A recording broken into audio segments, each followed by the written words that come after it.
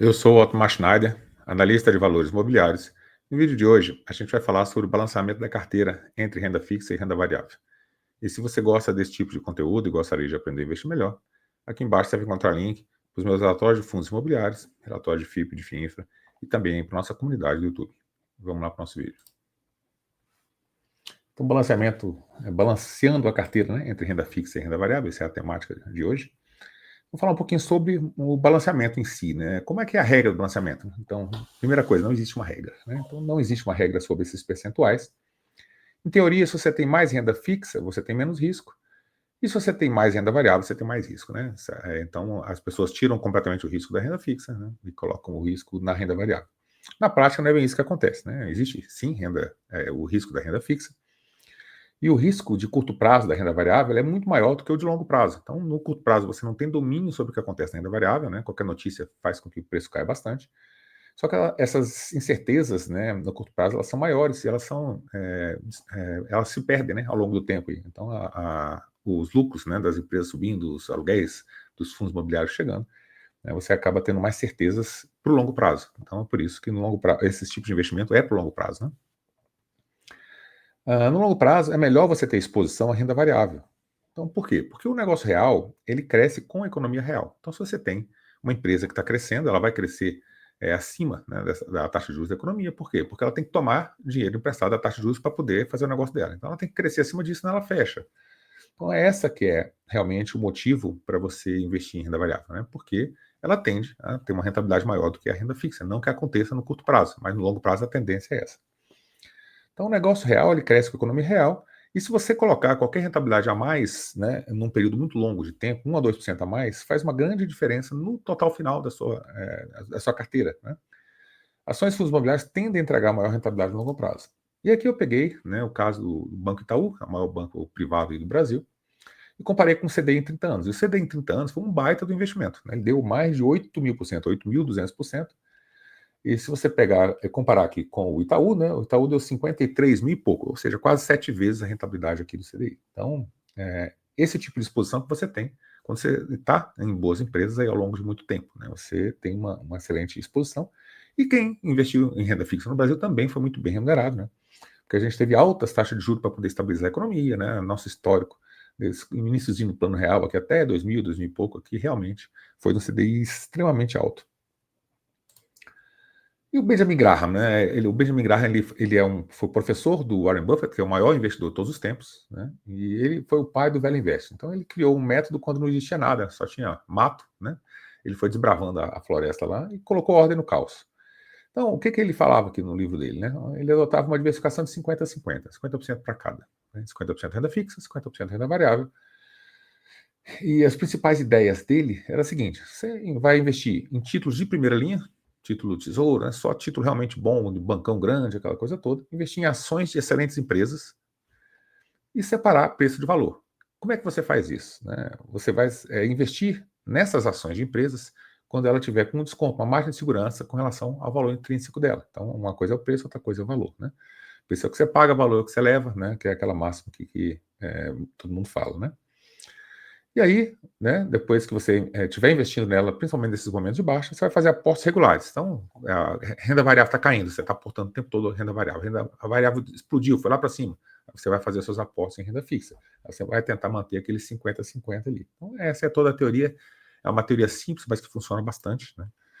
E dessa teoria aí já nasceu um monte de outras. Né? Então, tem a conservadora, né?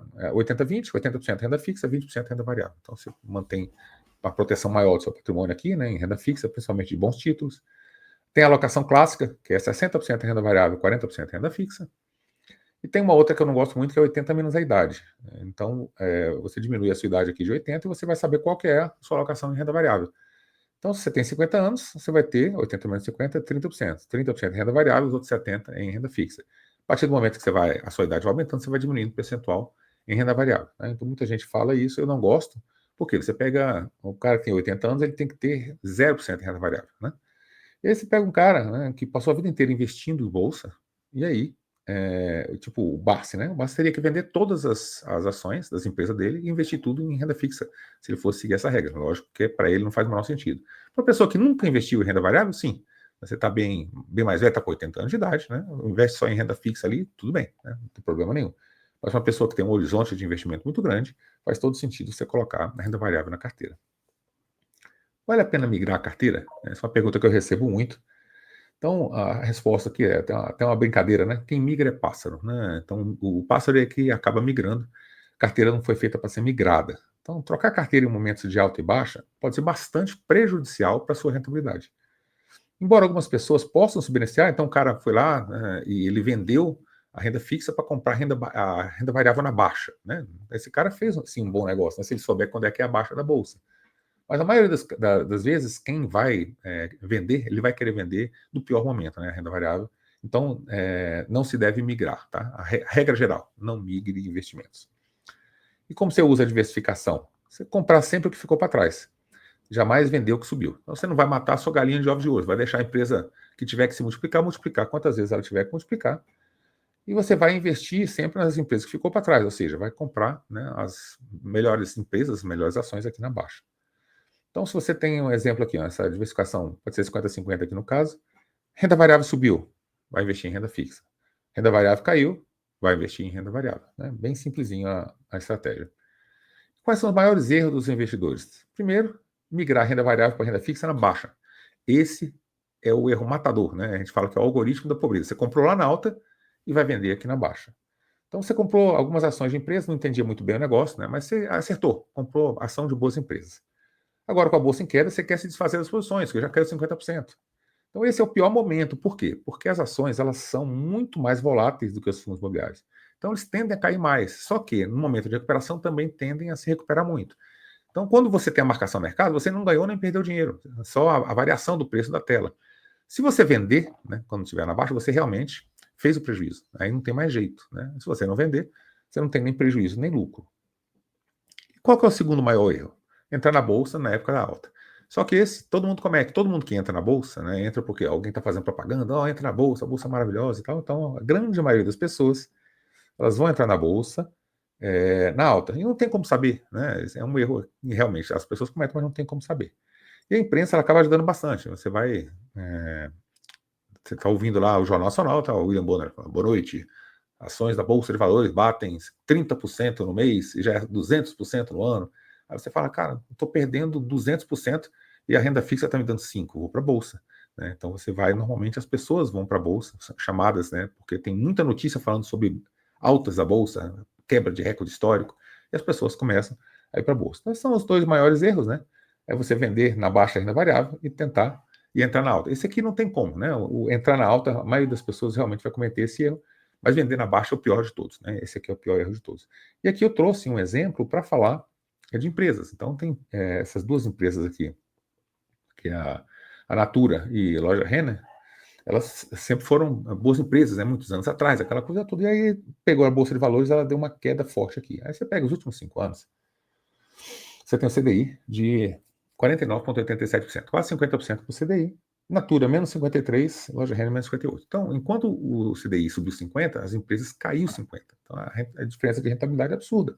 Aí a pessoa olha e fala, cara, renda variável não é para mim, vou vender, cansei. Né? Aí você vende agora, no pior momento possível, coloca tudo em renda fixa. Aí daqui a pouco eles vão abaixar o CDI, né? O CDI vai começar a cair e a Bolsa de Valores subiu. Aí você perdeu realmente, né? Você comprou na alta, vendeu na baixa, e depois foi para a renda fixa no momento errado, migrou, então você fez tudo errado e a sua rentabilidade ela vai sofrer bastante.